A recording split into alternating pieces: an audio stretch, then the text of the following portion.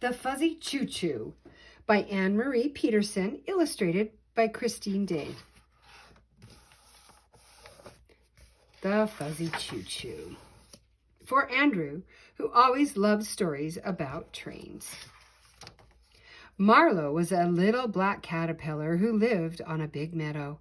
Marlowe believed he was a big black locomotive. Chugga, chugga, choo, choo.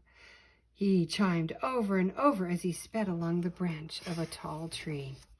Lizzie Ladybug watched from the ground below, couldn't help hearing Marlowe chant over and over again, chugga, chugga, choo, choo. She felt she needed to set him straight at once.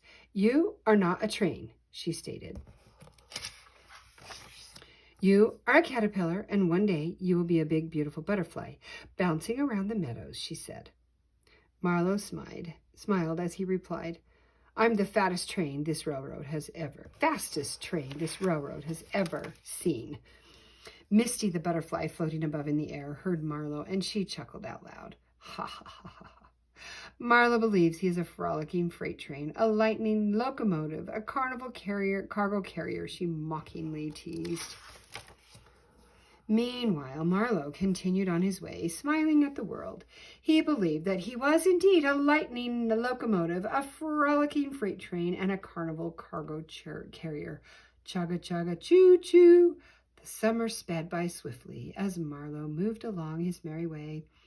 He hardly even noticed the days begin to get shorter and the darkness lasting longer.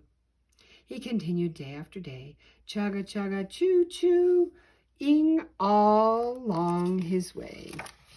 One day he started to feel a bit tired, so he made his way up to a place near the top of the tree. There was a nook just big enough to keep him warm and give him shelter from the cold. Suddenly, Marlowe felt strange, as if something was going to happen to him. At first, Marlowe felt as though he was in a place that was very uncomfortable. But as he twisted and turned, he began to feel comfortable and quite sleepy. Marlowe felt he had just gone to sleep when suddenly he awakened, forgetting about the tight squeeze he was in. He began to break loose from this strange shell he had earlier formed around his body. He jostled and jerked and wiggled and worked until finally he freed himself from the chrysalis shell. Marlowe felt something lighter as he freed himself at last. His friends were there waiting for him. Marlowe began to dry his moist wings by fluttering them around. He could feel he was changed now, and he smiled as he began to think of all the possibilities.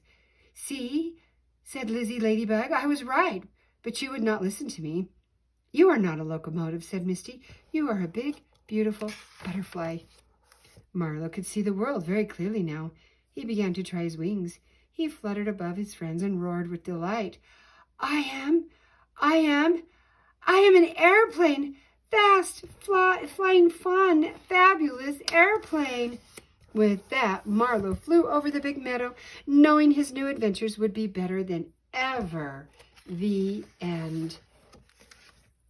I'm the fastest train this railroad has ever seen.